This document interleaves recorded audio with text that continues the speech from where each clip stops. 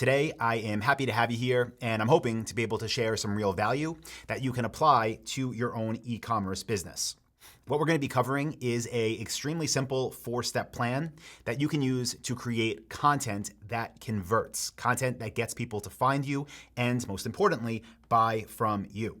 Now, if you don't have a store yet, I would still encourage you to watch this because it's something to keep in mind for the future. And I also just want to point this out. You're probably aware, if you followed Dropship Lifestyle for any amount of time, that I am a huge fan of paid traffic, especially Google Shopping. That has not changed, but something I do encourage you to do as your business grows and you're profitable from your paid ads is to take either some of your budget or some of your time and start to also put that into content so that you can have more of a mix of traffic over time, which will make your business more secure. You'll have more things that lead to sales and basically free sales by following what we're going to share in this quick episode. What are the 4 things? We'll go through that first, then I'll break them down one by one. The first thing that we're going to cover is how to get ideas from Answer the Public. These are different topics that people are already searching for within your niche. After that, we're going to talk about how to check cost per click data from Google Ads, and I'll show you why this is so important when it comes to actually putting time into creating this content. From there, I'm going to show you how to create topic outlines on ChatGPT.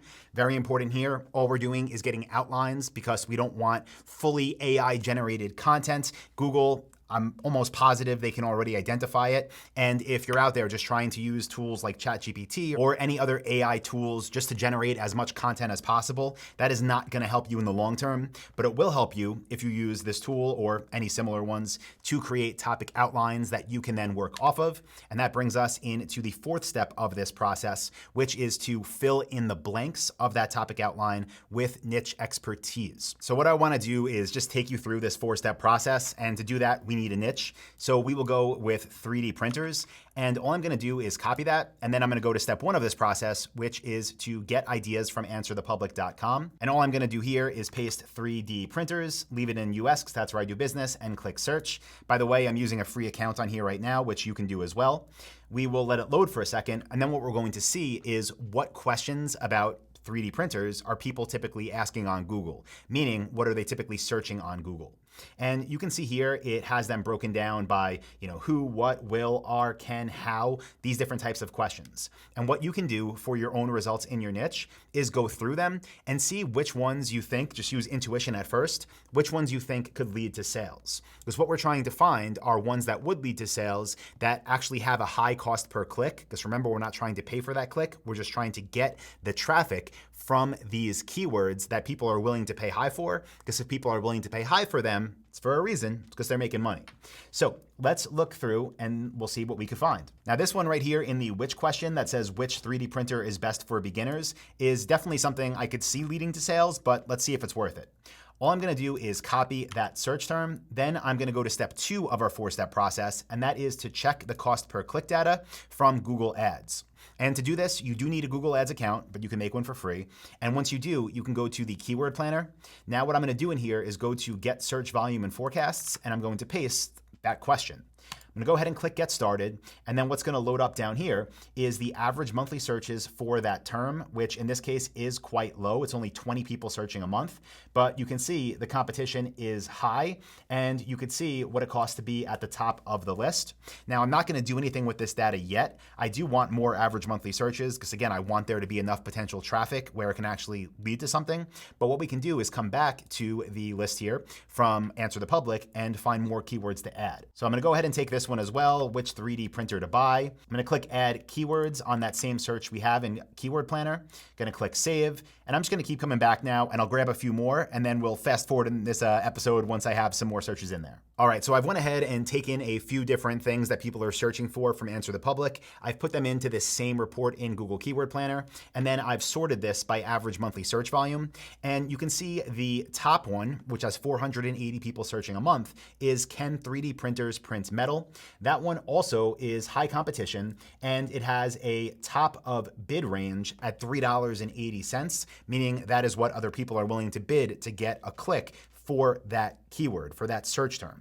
Now you also see mixed in here is what 3D printers can print metal. That one is 90 average monthly searches, but it's also high competition, and the amount people are willing to pay there is even higher. Now, what I would do if I was going to create a piece of content on this is make something about, can 3D printers print metal, because that has the highest average monthly search volume, but better believe there'll be a subtopic in that post about what 3D printers can print metal, and that one will link to the category on my store, of course, which can print metal.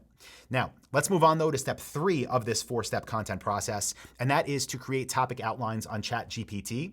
And again, we're not looking to have this create the content for us, but we're looking to get an outline so we actually have something to start with. So I'm going to use this simple prompt, and I'll paste it below this video as well so you can use it yourself. It says, please act as an SEO expert, create an SEO-friendly blog outline for a blog post, and then we'll take the blog post topic, which will be the top one, called Can 3D Printers Print Metal? Go ahead and search for that, and we will get the outline. Okay, it's done its thing. If I scroll to the top now, you'll see it gives us an outline with, of course, the H1 tag, the most important headline for this post, which would be the question that we asked it. Then it says we should include an introduction, and these are the things that we should include in the introduction. This is the target keyword of the post. These are secondary keywords that it recommends using throughout the post. And then it gives us kind of a brief overview of what would be H2 tags in content. So we can go through this all. And again, if I was doing this right now and actually making the full piece of content, of course, I would remove what I didn't think was relevant, and then I would add in other things like I thought were relevant. For example, the links to different categories or collections on our store where we sold the products that can print metal. So that's how you get the outline, and that takes us to step 4 of the process, which again is to fill in the blanks with niche expertise.